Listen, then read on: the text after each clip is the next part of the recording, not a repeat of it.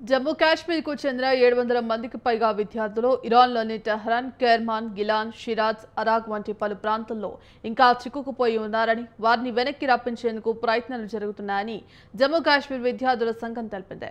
వారిని సురక్షిత ప్రాంతాలకు తరలించి అక్కడి నుంచి స్వదేశానికి తీసుకురావాల్సి ఉందని పేర్కొంది. వారి భద్రత సకాలంలో తరలింపు కోసం తాము విదేశీ వ్యవహారాల మంత్రిత్వ శాఖ, టెహ్రాన్లోని భారత రాయబార కార్యాలయం, జమ్మూ కాశ్మీర్ ముఖ్యమంత్రి కార్యాలయంతో నిరంతర సంప్రదింపులు జరుపుతున్నట్టు తెలిపింది.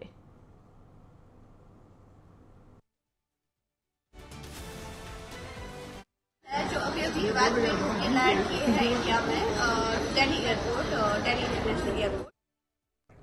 ప్రస్తుతం విద్యార్థులందరూ సురక్షితంగా ఉన్నారని తల్లిదండ్రులకు తాము హామీ ఇస్తున్నట్టు సంఘం ప్రతినిధులు తెలిపారు.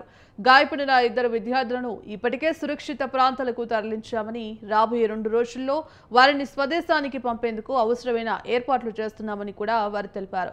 చిక్కుకుపోయిన ప్రతి విద్యార్థి క్షేమం తమకు ముఖ్యమని, ప్రతి ఒక్కరూ సురక్షితంగా ఇంటికి చేరే వరకు సంబంధిత అధికారులతో సమన్వయం చేసుకుంటూనే ఉంటామని పేర్కొన్నారు. We are no one to talk to. And अभी prices टिकट्स की भी बहुत है, about 20,000. सारे लोग उस चीज को अफोर्ड नहीं कर सकते हैं. I personally can't afford 20,000 ticket right now, right here. So please, we are requesting. हम बहुत थैंकफुल हैं गवर्नमेंट के, उन्होंने हमें